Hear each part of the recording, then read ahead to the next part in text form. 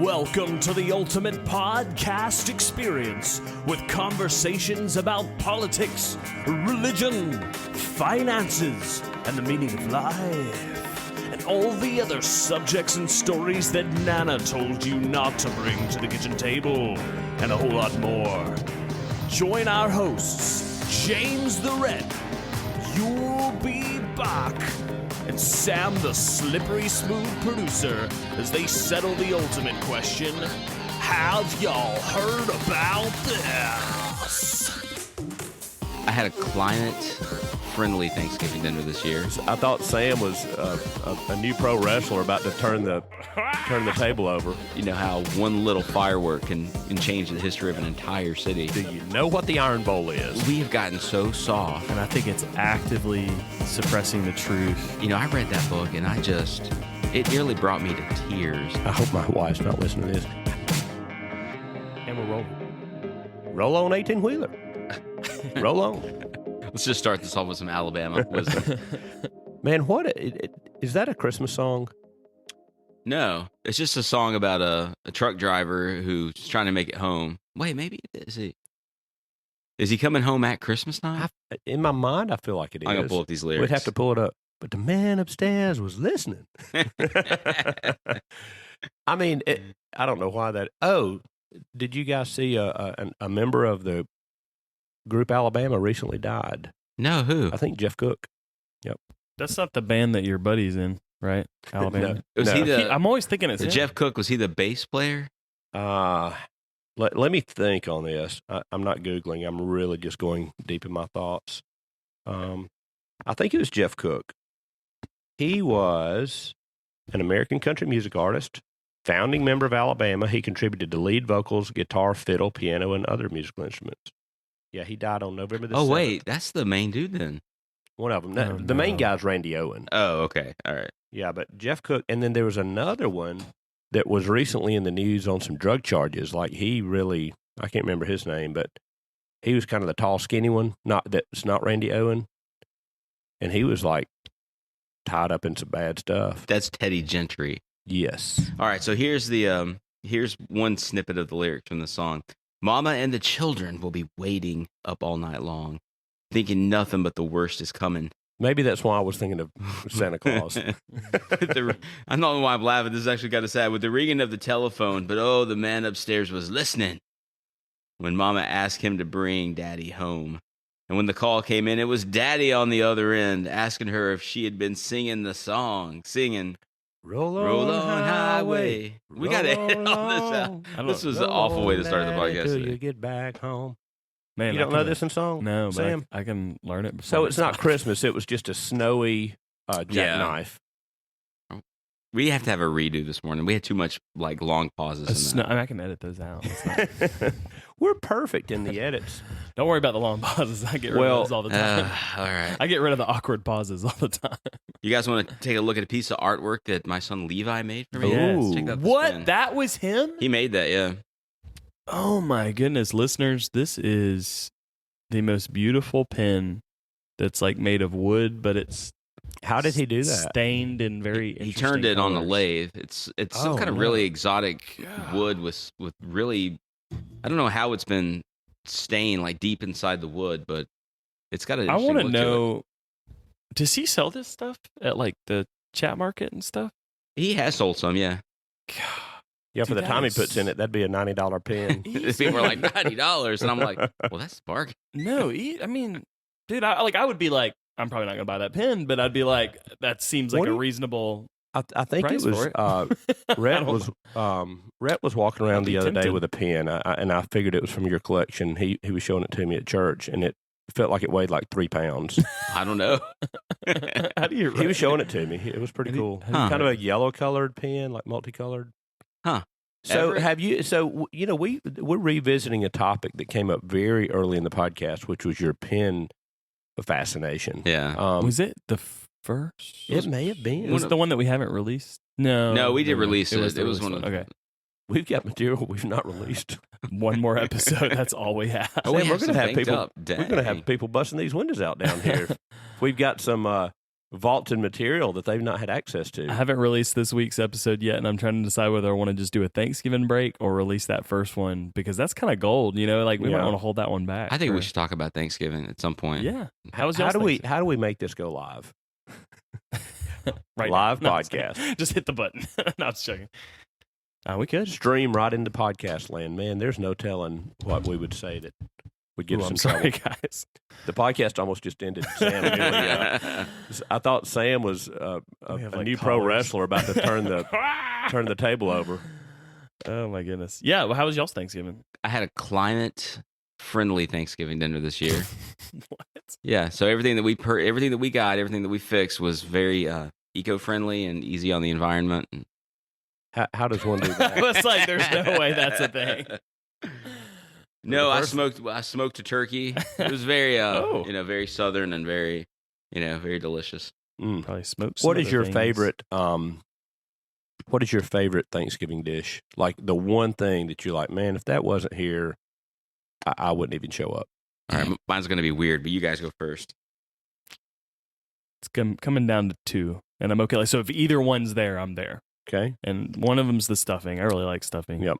And one's squash casserole. Ooh. So yeah, those are both good. My grandma's housekeeper, Molly, made just the best squash casserole growing up. Wait a minute. You grew up with a housekeeper? No, I did not. My grandparents did. That explains so much about Sam. No, we were. Goodness. We were poor.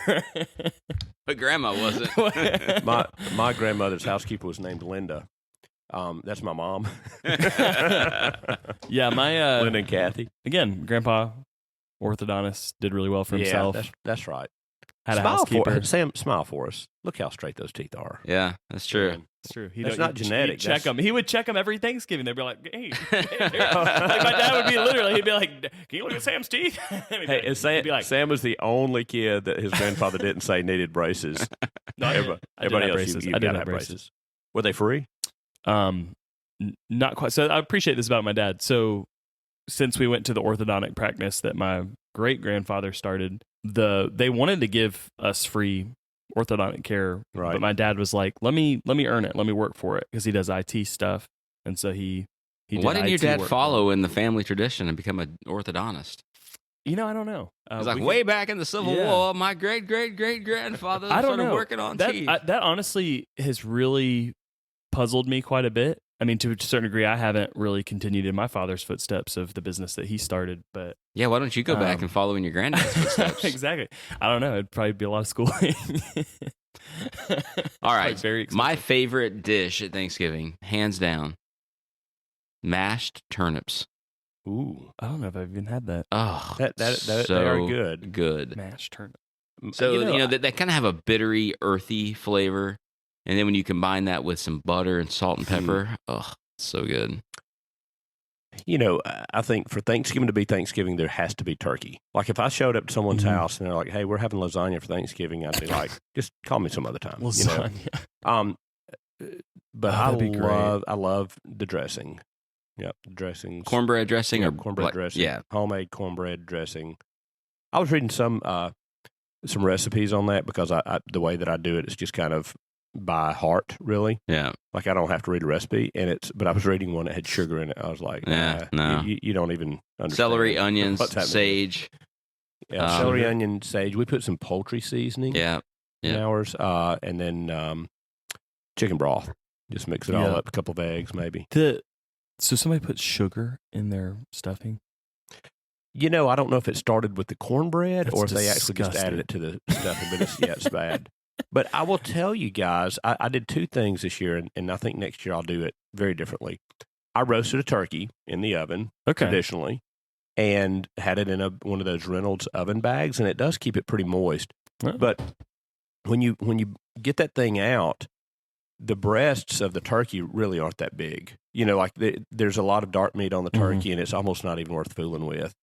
Well, I also, and I'm bad to kind of overdo it on food, but I also bought a turkey breast that was just the breast, and it was bigger. It was like probably, 12 pounds, maybe. Yeah, that is big. And just the turkey breast? Mm-hmm. Yeah, you can buy just that. And by the way, that's the part I'm pivoting to. Next year, It's filled with silicone. I will only buy that breast.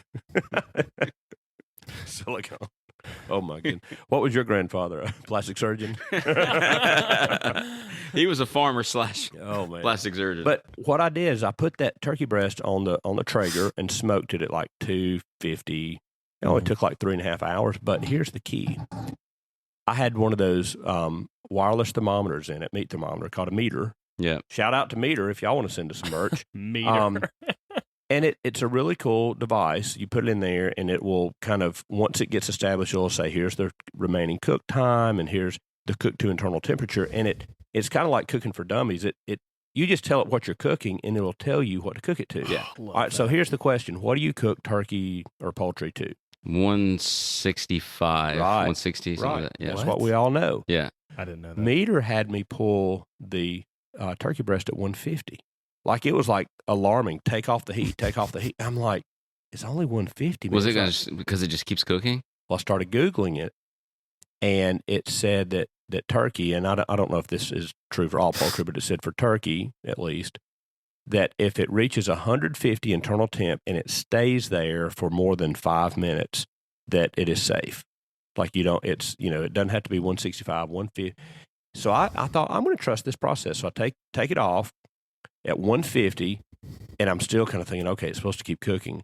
And I take it in the house, and I notice that it rises to like 151, and then we're way past the minute. Wait, was this on your Traeger? Like, did you smoke it? Mm-hmm, yep. Sweet. Oh. Okay. So I take it inside. I tint it with aluminum foil, and we don't even eat it. Like, it's not the turkey we're eating. We're eating the big baked turkey. When I finally cut into that turkey breast, that is the best one we've ever cooked. Nice. So I'm convinced that what we've been doing all these years is cooking everything to 165 and then just annihilating. I think it all the was juices. Dr. Anthony Fauci back in the 80s that suggested 165. Well, if there's something that man ought to go to jail for, it's that. Well, there's lots more than that, but I agree with that. I watched a segment on him last night on Tucker Carlson on every statement that he made about COVID that he then contradicted himself no. later. Yeah. Yeah. I mean, it was, and I kind of get the whole science evolves, and as you learn, things change and all that. And I really get that. It's just that when you're in the middle of that process and you say everything on the front end so authoritatively, yeah, exactly.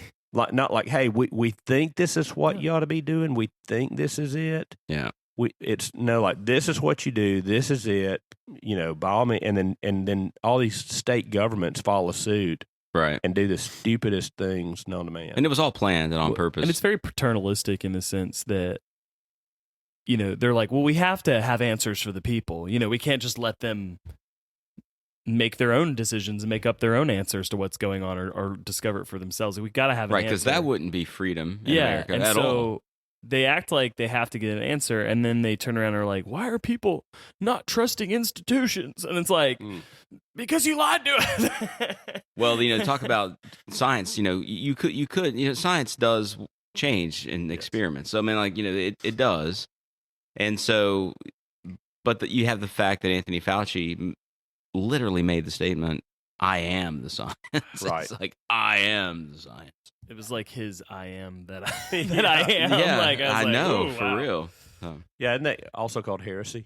Yeah, All right. definitely. Hopefully, we'll go down as one of the most criminally corrupt men in history of the United States. Speaking of real science, I want to share something with you guys. I've told you about our new telescope, not the James Webb, not the Hubble, okay. the Glenn, Wow. the Glenn telescope. It's called the Eagle Glen. So did I tell you guys how we came to get this telescope? No, Okay.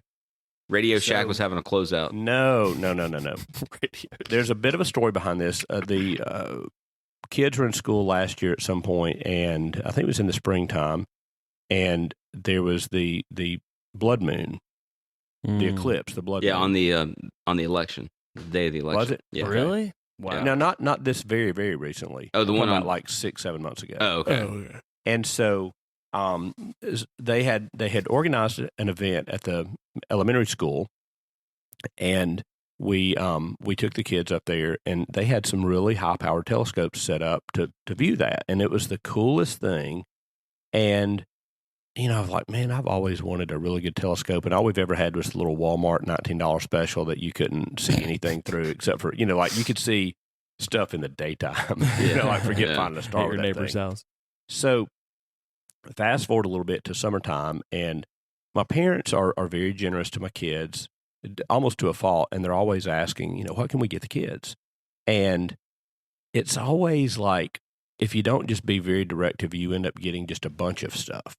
And stuff that like they break, they lose, they don't keep all the parts, and like there's no legacy with it. So I asked my mom. I said, "What would you invest in a great gift?" And I'm not going to tell the figure, but she said, "Well, how much would you want?" I said, "Well, there's a telescope, and if you would budget X for it, I'll get Dad to budget X for it, and you guys pitch in, and that will be a legacy gift that the two of that those kids will have forever, and know that it came from y'all." Yeah, Yeah. that's nice. So they were very kind enough to do that.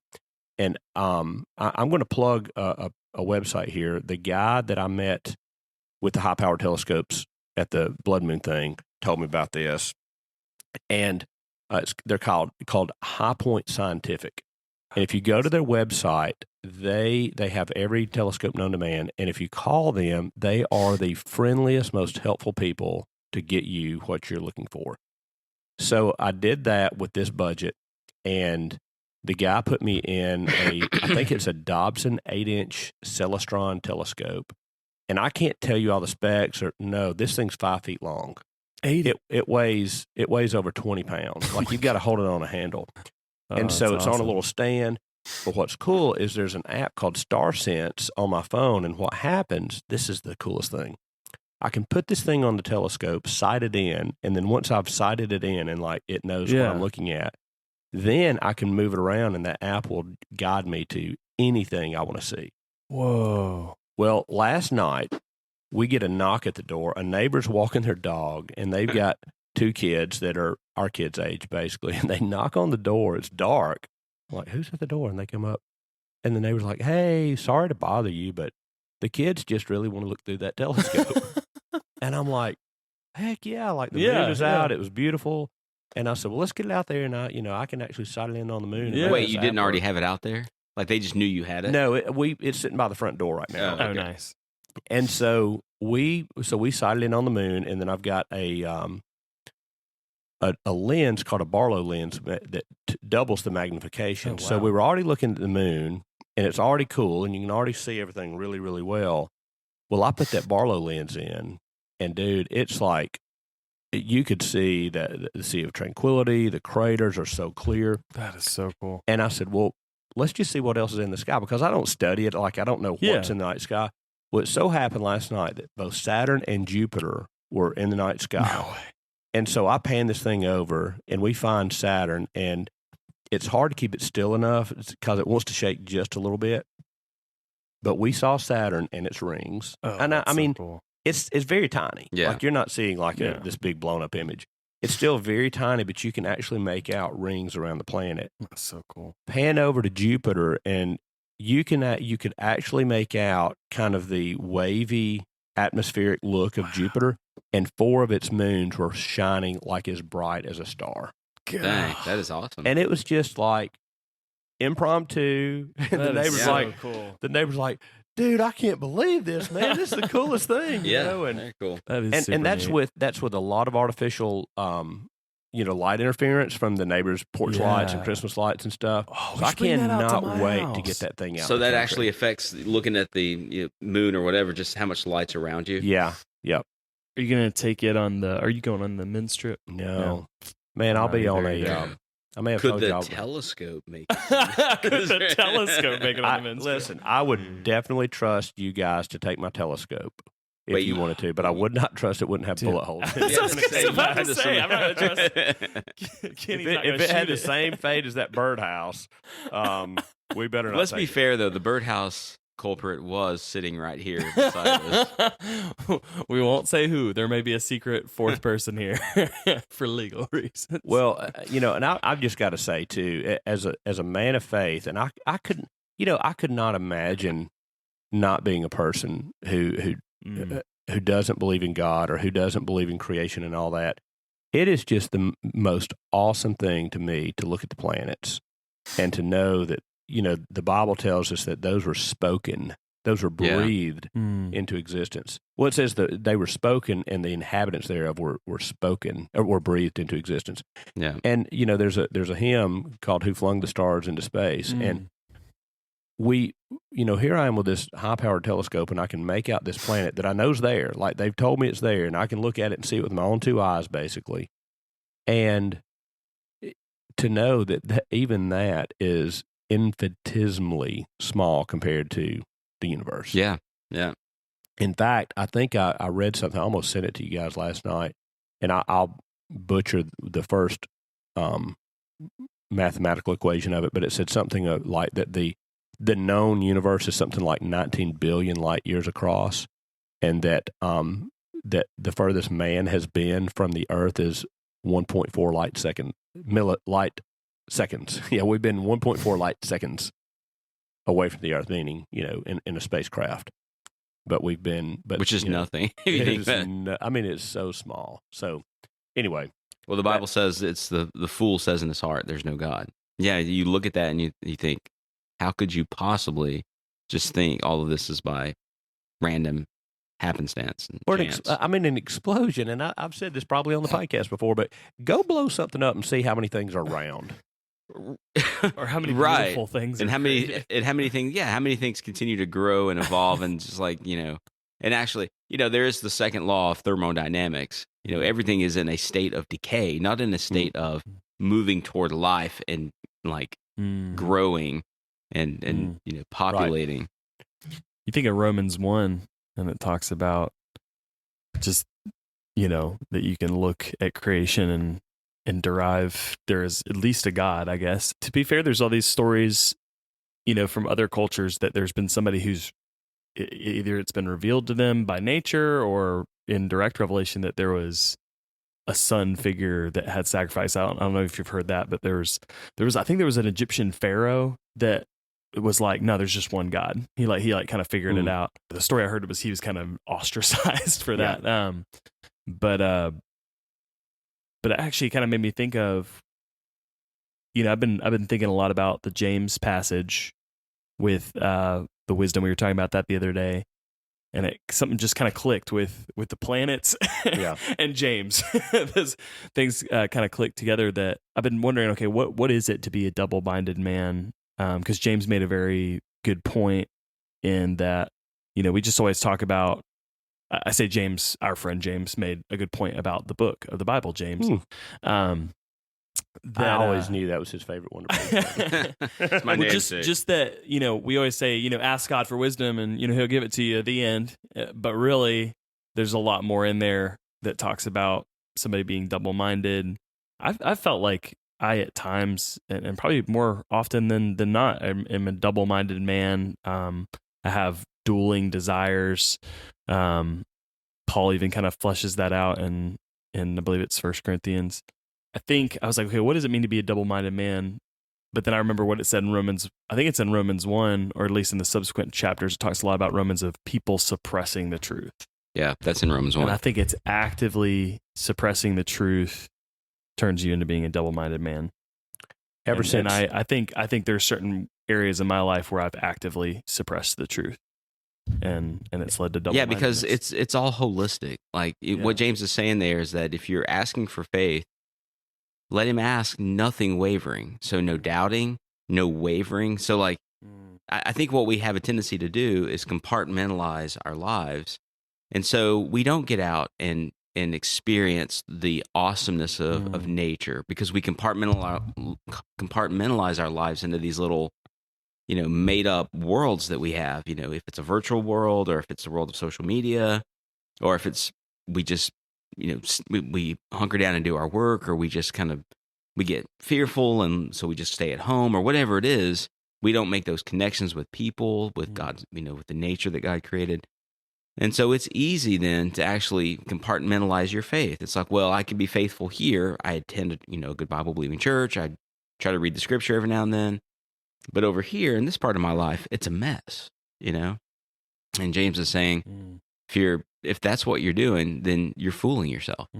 You're fooling yourself.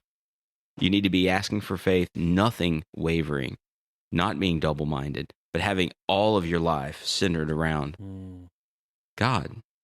So that's, it's just a complete different, way of looking at the world. You talk about, James, the kind of maybe the competing priorities of that, and you think of modern culture, and we're all members of it right now. Look at how many distractions you have. Like, I mean, I've heard it said, would you rather be a king in 1400 or a citizen of the United States today? And the answer is always, well, I'd rather be right here, right now. Because of things like sickness and plagues and wars, and like things were pretty rough on people way back then. But now we're in this. The one thing that's not changed is that life is but a vapor. We're only here for a very short period of time, but man, have we filled it with distractions and really, I mean, just absolute unnecessary priorities. I mean, and I don't mean to be a Scrooge around Christmas. I love Christmas time, but we spent a lot of time the other night putting a tree up, and in one of those trees, the lights don't work. And so then here I'm at the hardware store buying fuses and fuse testers. And then Jill, we're going to have hours dedicated to seeing that the lights on this particular tree work properly. And then it's kind of like, man, I hope my wife's not listening to this. I would just soon take that thing and just throw it in the dump. Like, it doesn't bother me that if we didn't have it there. Yeah. But and that's just an example of the many, many ways that we distract ourselves. And, you look back, it's like, what would life have been like if all I had to do every day was wake up, find something to eat, look at the stars at night, keep from getting killed by an animal, and procreate? Yeah. Yeah, I recently finished a book that I highly recommend. It was by a man named John Rice Irwin. And this man, he's from Tennessee, went to the University of Tennessee at Knoxville, started the Museum of Appalachia. I don't know if you guys have ever heard of that. It's in Norris, Tennessee. Yeah, I have. Outstanding. I would highly recommend taking your kids there. But he wrote this book about this man who just lived his life as a pioneer in the hills in the mountains of the Appalachian Mountains. His name's Alex Stewart. And, I read that book, and it nearly brought me to tears just seeing men from, 100 years ago. Of course, he died in like 1980, but he was born like in 1880. Was he the guy that went out and built that cabin? Yes. All by himself, Well, he did build his cabin. Everyone there built their own cabins. It's just crazy.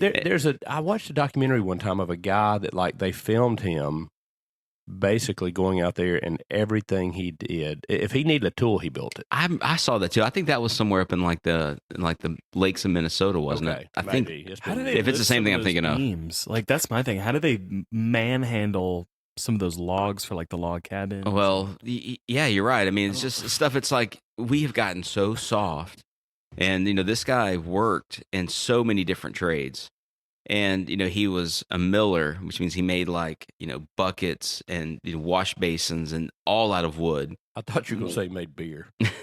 No, not that kind of miller. And he was a coppersmith, and he was a blacksmith, and he was a farmer, and he was a theologian, and he was, he went out and studied the stars, and he was a naturalist. And it's like, we're so lazy. We are so lazy, and we distract ourselves with so much nonsense. Yeah. And, one of the things that landed on me was like, I have this tendency to say, well, I get up and go to work, and then when I get off work after that 8 hours, this is my time. But this guy was like, God has given men things to build and things to do. Mm-hmm. This guy worked 6 days a week, sun up to sundown, continuously for 100 years. Right. And was happy and content in it. It's just like everything they ate, they grew. Every piece of medicine they had for their children, they went out and found. They went out and found, potent plants that God had created, and they used them, and they worked. I mean, it was just like, It worked. I mean, it wasn't perfect. You know what I mean? People did die. Kids did die. A lot of those sicknesses that we have, I think, are exasperated by, our reaction to them and the way that, they spread because of the things we do to, maybe try to prevent them. It was just like COVID, like we just experienced, but we're not exercising our immune muscle. Yeah, yeah. I know it's not a muscle, but it's But kinda like that was the thing for me, just connected to the earth and just working and working. And I'm like, man, I just this guy had like 17 jobs. Yeah. Yeah. Makes me want to go build a log cabin. Hey, speaking of how did they do that? What you asked, how did that guy get the beams up and stuff? And recently I read something about there was a portion of Stonehenge, like there's been a drought or something, so a portion of Stonehenge was kind of uncovered. I can't remember the whole story about it, but Stonehenge in and of itself, I think I read recently that they were having to move a part of that, and they one of the huge industrial cranes they were using, actually the cable broke trying to move one of those stones. Are you serious? So it's kind of like, how did they do that? Yeah, really. There's definitely engineering that we can't, like, even recent. Me and my buddy were talking about this. Even in the last 100 years, like back to the 1920s, 1910s, there's stuff I'm pretty convinced we can't recreate today. Some of the stuff, like some of the stuff they'd build for the World's Fair, and it would just get built like that, and it would last. I'm even thinking like Eiffel Tower and stuff like that.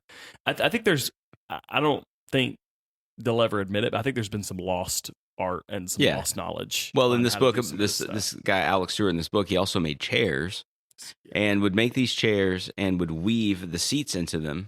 Yeah. And people said those chairs are over 100 years old, and you sit in them, they don't even squeak. Like you can't, they don't wear out ever. I've got some chairs made in China. They last about 6 months. They're like falling apart.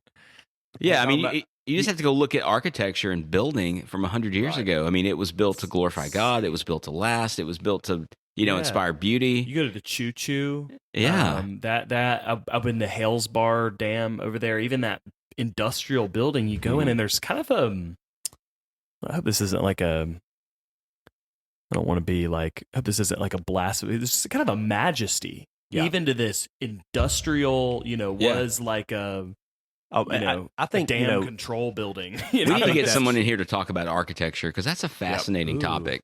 I think that's my brother's an architect. Yeah, there you go. I think that's why I'm very fascinated, and I've never lived in a large city, but I'm fascinated when I go. Yeah. Chicago, New York, you look at the manpower and the strategy and the engineering that go into, I mean, like right now in Chattanooga, they decide to repave one lane of the Ridge Cut, and it just shuts the world down, right? Yeah. And in New York City, like middle of Manhattan, they're like, we're going to build a 140-story building straight up, and life goes on all around it.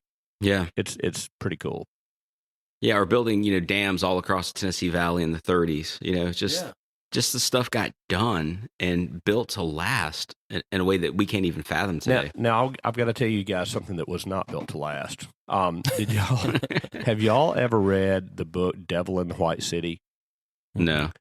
Great book. It's got two parts to it. Part of it is they are building the World's Fair in Chicago. So Chicago won the bid on the World's Fair, I think, against maybe Boston or New York. What year was that? Was it 30s, maybe? Okay, never mind. My dad was at one of them, but I don't think it was the Knoxville, maybe. The Knoxville. That was Knoxville was 82. 1982, yeah. So this, I think it was in the 30s, but it was, I'm going to ruin the book for you, but it's when the Ferris wheel came into play, because, see, they had just, the Paris World's Fair, that's when they erected the Eiffel Tower. Yeah. And so everybody's like, how do you compete against that? Like, how do you make something? You just burn it down. And they did a... you invade France. The guy made the Ferris wheel. But it was not the Ferris wheel that you and I would go get on at the carnival. This thing was gigantic. The cars held, a dozen or so people. It was a really, really, feat of engineering.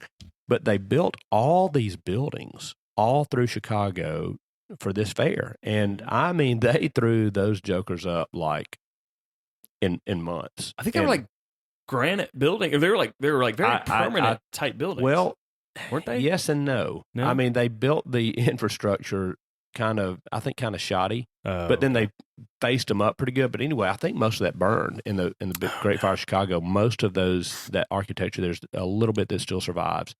The other part of that book, though, there was also a serial killer roaming the streets of Chicago. Anthony Fauci. Well, I tell you what, he literally was running one of these boarding houses where you check in and you don't check out. Oh my! Yeah, Oh, my I mean it's a fascinating book. So it's got these few little storylines. It's called Devil in the White City. It's really, really good. So you talking about the Great Fire of Chicago? I was in Portland, Maine, one time.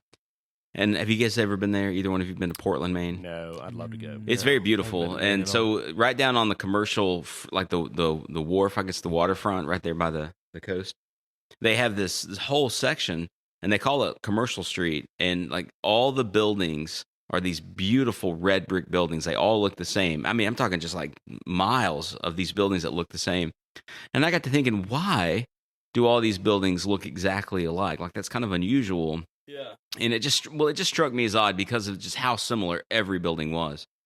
And so I went and looked it up, and it's an interesting history. So after the Civil War, there was a Union soldier who had fought, of course, for the Union side in the Civil War. After the war was over, he came home, and he was just a young kid. I mean, he was like in his late teens, early 20s. And right there in that area of Portland, they were celebrating that the war was over. And he was walking through, and he lit a firecracker, just like in celebration, and threw it, and it caught some dry grass on fire in this home on the street he was walking by, and it burned down the entire city of Portland, which at the time was kind of contained in that area. Right. Burned it completely down, and so everything was rebuilt at that time, all the same, and it all looks exactly the same today, which is.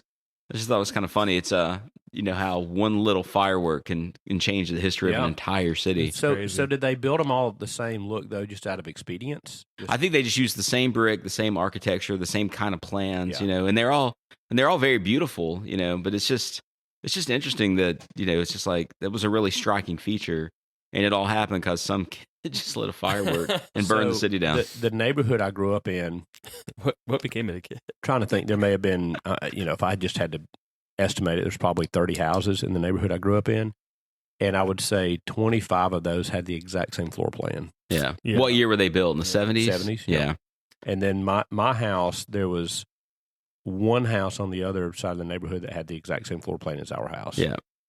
That's kind of how around where I live, there was a bunch of houses built in about 2003. And same thing. My neighbor across from me, we were comparing. We have pretty much the same floor plan. Right. It's built on a little bit of a different, terrain. So it has there's a couple interesting things where you have to step down in my garage, but I think it's the garage and his is level with it. So it's kind of interesting. It was always growing up, hide and seek was pretty easy. Because everybody's house is the same. That's the other thing growing up. That's funny. We just were in and out of everybody's houses all the time. Yeah. And our neighborhood's kind of getting that way to where kids will come over and our kids will go to other places. And I didn't know it would be that way. I was told it would be that way. Wait, who told you it'd be that way? When we moved in the neighborhood, one of the neighbors was like, all the kids, they just kind of all hang out and they'll go from one house. Well, that's pretty unusual though, isn't it? Well, I would think today. Nowadays it is, yeah. And I was thinking, that won't happen. And it has. Well, good. I've got a picture. I'm not going to say his name in case his parents are listening. But I think they may be vegan. And so every day, every friends. time he comes to our house, he knocks on the door, and I go and I open it. He goes, "Is Alexander home?" And I was like, "Sure, buddy, come on in. Y'all can play." And instead of him going to find Alexander, he goes straight to our pantry. I'm like, "What a bad hey, lad. buddy, you need a snack?" He goes, "Yep." And so he'll get a bag of chips or a bag of muffins or something. And I thought you were going to say he was going straight for the beef jerky. No, I think he just wants something that's not probably like because he's starving, the poor little kid. Just so since all eyes are on me now for and the condition of my kids, I let them eat whatever when they're here. Yeah. If they want to try a hot dog, they want to try some of Yule's famous salmon. I need to bring some salmon. Yeah. I mean, I haven't ever had it before, but I didn't know you were doing. Have we said on air that when I let them have whatever that they a want. vegan hot dog should be called a not dog? Oh yeah, Have we said it on air? You said it. I love that joke. I don't know if you said A not dog. A not dog. You're the first person that I ever heard that from. I think it was original. I think I made that up. I don't know. It sounds like you made it up. That was always the worst. That was always the worst comeback when you told a joke as a kid. Did you make that up? Yeah. That was funny. I grew up in a church that had kind of contemporary worship and, kind of like a lot of Hillsong, a lot of Chris Tomlin. That explains a lot too. I have no idea what you're talking about right now. Okay, well, good. No, good. Have you ever heard of Waylon Jennings? So I used to lead worship for our youth group. When I was in youth group, it was just like, you play guitar well, and you sing. So where was I go? Oh yeah. So one time I wrote a worship song and I just kind of snuck it in there. And one of the moms, it pretty much, I think it kind of just slipped past everybody. I didn't say anything about it, but I thought it was good. Sneaky Sam. One of the moms was like, "Did you write that song, Sam?" And I was like, "Yeah, how'd you know?" And I think she just had heard a couple of my songs and knew the style. But I was like, "Was it that obvious?" Kind of like what you're saying. Was it that obvious? Wait, did you get in trouble or no? Oh, okay. Yeah. I was I was in charge. There wasn't really. Unless I started playing AC/DC or something like that. Sam was like, me and the Holy Spirit wrote it. Well, it's funny you say that. It was actually that song was about the role of the Holy Spirit. And because I was like, dude, we always talk about the Spirit, but we don't talk about what He does. And so I studied the Bible and just studied what the Holy Spirit did and what His role is, and I just wrote a song about it. So maybe I'll play it at some point. Look at the last 2 chapters of Matthew 3. You'll see what the Holy Spirit does. Will do. That's your assignment, HYHAT listeners. Wait, did I say chapters? Verses. What I meant. The last 2 verses of chapter 3. Chapter 3. We talked about that at the last 2 chapters of verse 3. Gosh, I always do I always do chapter and verse backwards. It's tough. I'm just gonna have to make a blanket, ask for forgiveness. You hold up at a football game. You hold up John 16:3. One side says chapter, and the other side says verse. HYHAT listeners, we hope you've enjoyed hearing us sit down and just talk today about some of the things that we're thankful for. Maybe this wasn't our typical jovial banter of people losing limbs on roller coasters or, drowning in quicksand. But we've had fun today, and we're certainly here with a heart of thanksgiving in this season. And we're thankful that you're listening and downloading our podcast. I think we got well over 1,500 downloads. Dang! I mean, that's traveling, guys. It is, yeah. It's picking up. And it's picking up because be the same person. I don't know. Well, you guys are sharing it, and so thank you for that, and continue doing it. Tell people hey, listen to just these guys will entertain you as you're driving to work, as you're driving across town, as you're taking your kids to soccer, whatever. Just this is therapeutic. Say, hey, my buddies have a podcast. Check it out. Hey, one of our most prolific listeners, and I'm going to shout him out yet again on this podcast, Chad Hester. Chad recently, I guess this is funny. Chad recently, I read his deer story, where he shot the deer through the ear. Yeah. He later informed me that the dog story was probably not something that would be something he could tell on the air. So I'm going to have to go and vet this story out. I'm going to have to see. There may be some statute of limitations things happening with that. I don't know. There may be some PETA things that I need to find out, but I'll find that out. But I've got to tell you a funny one. I get this. There was a video that his daughter took of him a few years ago when the Iron Bowl started, and a telemarketer called their house right at kickoff, and she videos Chad as he answers the phone. Goodness. And Chad goes, "Do you know what the Iron Bowl is?" And apparently the telemarketer says yes. And Chad says, "Well, in this house, we only take emergency calls when Alabama's playing football on TV." Like very serious with her. And he was serious. It's the truth. So, but maybe we can have Chad on soon and oh goodness, there's no telling. There are probably stories he remembers about our college days that I've forgotten. So we'll have to be cautious, but looking forward to that for sure. Sounds good. Hope you guys have a great week. Have y'all heard about this? The Have Y'all Heard About This podcast is produced by Play It By Ear Audio. Leave us a review, like us, rate us, or subscribe on whatever podcast platform you use. If you wish to contact us or you have a suggestion for the show, email us at hyhatpodcast@gmail.com.